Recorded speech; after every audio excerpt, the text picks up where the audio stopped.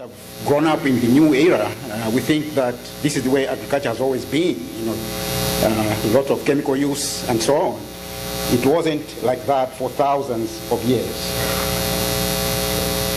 So what happened was after the Second World War, that's when agriculture became increasingly intensive in terms of tillage and fertilizer use and pesticide use. And that's actually a good thing, because we've been able to feed the world because of that. So I'm not saying that's bad, only that it's got some problems.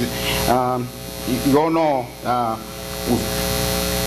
there are some environmental problems associated with a lot of chemical use in terms of chemicals in our food and water supplies. And with regard to tillage, we get soil degradation in terms of reduction of soil organic matter contents.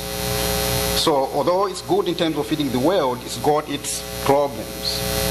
And in addition, the yields are not really increasing as much as they used to do initially. So in other words, the yields are now stagnating if you just use chemicals, if you just use fertilizers without actually adding some organic inputs into the soil.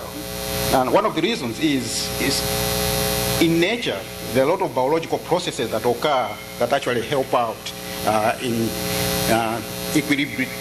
having things in equilibrium. So when you use chemicals or when you use fertilizer, for example, some of these biological processes are either reduced or actually even substituted for completely. I'll give you an example.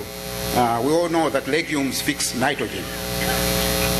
They form nodules, and it's in those nodules that nitrogen fixation occurs.